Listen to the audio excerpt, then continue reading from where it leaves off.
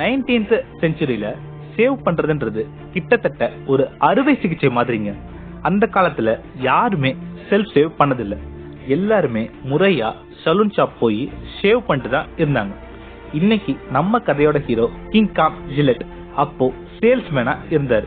அவர் தன்னோட கஸ்டமர்ஸ பார்க்க போறப்போ பளிச்சுன்னு கிளீன் சேவோட போகணும்னு ஆசைப்படுறாரு.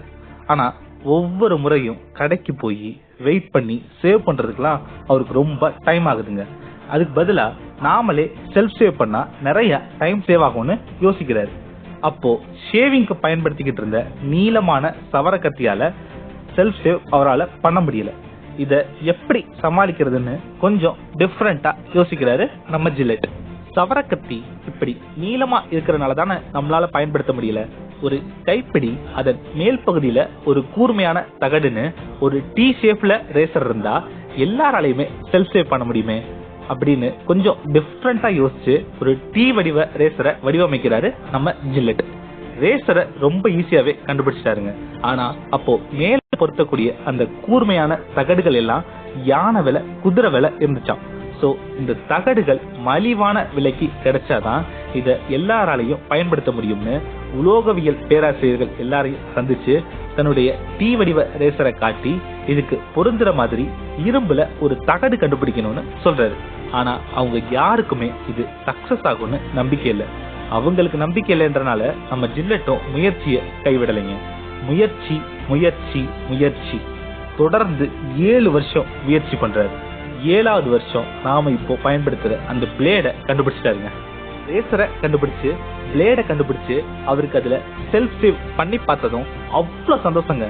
நாம இந்த உலகத்துல ஒரு மிகப்பெரிய விஷயத்த கண்டுபிடிச்சிருக்கோம். இந்த பிளேடு இது உலகத்திலேயே மிகப்பெரிய புரட்சி பண்ண போகுது. இந்த உலகமே நம்மள திரும்பி பார்க்க போகுதுன்னு சந்தோஷத்துல துள்ளி குதிச்சாருங்க. பிளேடு உற்பத்தியை தொடங்கி 1903ல அதை விற்பனைக்கு கொண்டு வராரு. ஆனா அவர் எதிர்பார்த்த அளவுக்கு அந்த பிளேடு விற்பனை ஆகல. முதல் வருட விற்பனை வெறும் 51 ரேசர்கள் 168 பிளேடு தாங்க. இப்பதான் ஒரு விஷயம் ஜில்லெட்டுக்கு புரியுதுங்க. வெறும் கண்டுபிடிப்பு மட்டுமே போதாது, அத முறையா மக்கள் கிட்ட கொண்டு போய் சேர்த்தாதான் அது சக்சஸ் ஆகும்னு யோசிக்கிறாரு. மக்கள் கிட்ட இதை எப்படி கொண்டு போய் சேர்க்கறதுன்னு கொஞ்சம் வித்தியாசமா யோசிக்கிறாரு நம்ம ஜில்லெட். 1904லயே அவர் யூஸ் பண்ண இந்த மார்க்கெட்டிங் ஸ்ட்ராட்டஜியை தான் பின்னாடி பல கம்பெனிகள் ஃபாலோ பண்ணாங்கன்னே சொல்லலாம். அந்த வித்தியாசமான யோசனை என்னன்னா ரேசர்ஸ இலவசமா கொடுக்கலான்றதுதான். ஒன்ஸ் ரேசர்ஸ மக்கள் யூஸ் பண்ணி பழகிட்டா பிறகு பிளேடு வாங்க நம்ம கிட்ட தானே வந்தாகணும்ன்றதுதான் அவரோட டிஃப்ரெண்ட் திங்கிங். தன்னோட சிட்டி மட்டும் இல்லாம அமெரிக்கா முழுக்க ரேசர்ஸ ஃப்ரீயா கொடுத்தாரு. அதோட பலனை வெறும் ஒரே வருஷத்திலேயே அனுபவிச்சாரு ஜில்லெட். ஆமாங்க, ஒரே வருஷத்திலேயே விற்பனை 900 ரேசர்கள் 2 லட்சம் பிளேடுகள்னு புதிய உச்சத்தை தொட்டுச்சு. அதன் பிறகு தன்னோட கிளீன் சேவ் முகத்தை போட்டு உலகம் முழுக்க ரேசர்ஸையும் பிளேடையும் மார்க்கெட்டிங் பண்ணாரு. மொழி தெரியாத நாடுகள்ல கூட ஏன்பா அந்த முகம் போட்ட ரேசரை கூடன்னு மக்கள் கூட்டம் கூட்டமா ரேசர்ஸையும் பிளேடையும் வாங்கினாங்க. அமோக விற்பனை நடந்துச்சு.